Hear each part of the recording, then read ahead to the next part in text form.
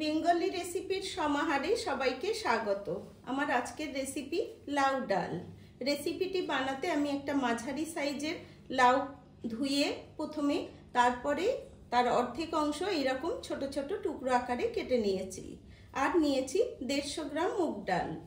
রান্নার শুরুতে একটা কড়াই বসিয়ে গরম করে নিয়ে ডালটা আমি কড়াইতে দিয়ে দিচ্ছি। প্রথমে ডালটাকে আমি ভেজে নেব। 2 থেকে 3 মিনিট সময় ধরে হাই ফ্লেমে ডালটাকে এরকম লালচে রং ধরিয়ে ভেজে নিয়েছি। এখন আমি এর মধ্যে জল দিয়ে দিচ্ছি।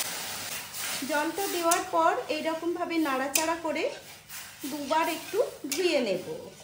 ডালটাকে ভালো করে ধুয়ে নেওয়া হয়ে গেছে। এবার একটা কুকারের মধ্যে আমি দিয়ে দিচ্ছি।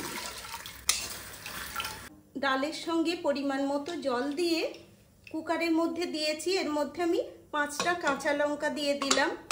এবার চাপা বন্ধ করে একটা সিটি দেব, নামিয়ে নিয়ে খুলে নেব।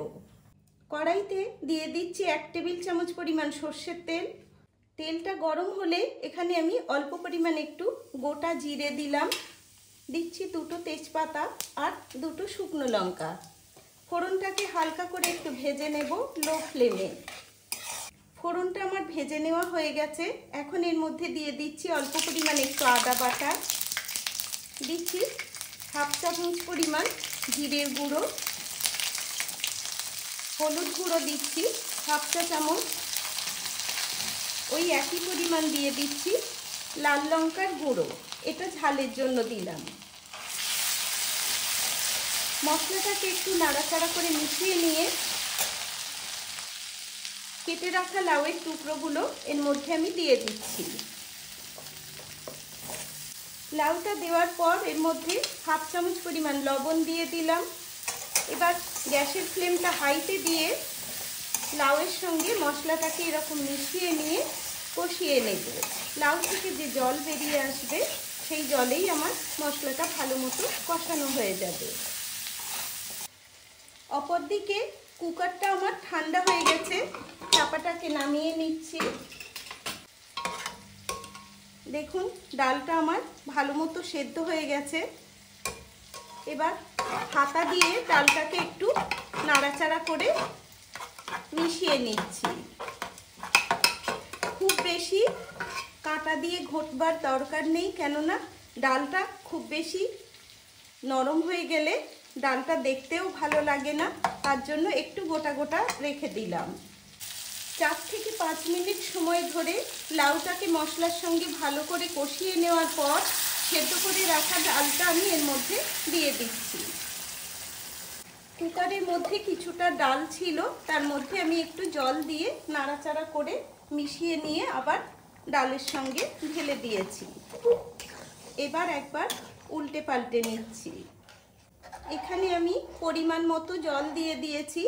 যে যেমন গ্রেভি রাখতে চান সেই রকম বুঝে জলটা দেবেন, তবে লাউ ডাল একটু ঘন হলে খেতে কিন্তু বেশি ভালো লাগে। এখন আমি এর মধ্যে স্বাদ অনুসারে লবণ দিয়ে দিলাম। লবণটাকে একবার ডালের সঙ্গে মিশিয়ে নিয়ে চাপা দিয়ে এটাকে রান্না হতে সময় দিচ্ছি। 8 থেকে 10 মিনিট পর চাপাটাকে নামিয়ে নিচ্ছি। দেখুন লাউটা আমার খুব ভালো মতো সেদ্ধ হয়ে গেছে। এখন আমি এর মধ্যে দিয়ে দিচ্ছি 1/2 চা চামচ পরিমাণ চিনি। নুন, চিনি আর ঝালের পরিমাণটা অবশ্যই নিজেদের স্বাদ অনুসারে ব্যবহার করবেন। চিনিটাকে দেওয়ার পর একবার মিশিয়ে নিয়ে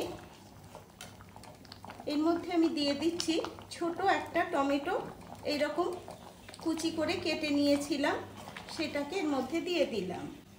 লাউ ডাল আমার রেডি হয়ে গেছে। এবার গ্যাসের ফ্লেমটাকে বন্ধ করে দিচ্ছি। অল্প একটু ধনেপাতা কুচি ওপর থেকে ছড়িয়ে দিচ্ছি। এইরকম লাউ ডাল বাড়িতে অবশ্যই একবার বানিয়ে গরম ভাতের সঙ্গে খেয়ে দেখবেন, তৃপ্তি পাবেন।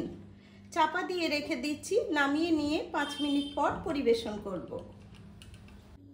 আমার লাউ ডাল পরিবেশনের জন্য রেডি হয়ে গেছে। এই রকম ভাবে লাউ ডাল বানিয়ে একবার খেয়ে দেখুন, আশা করি সবার ভালো লাগবে।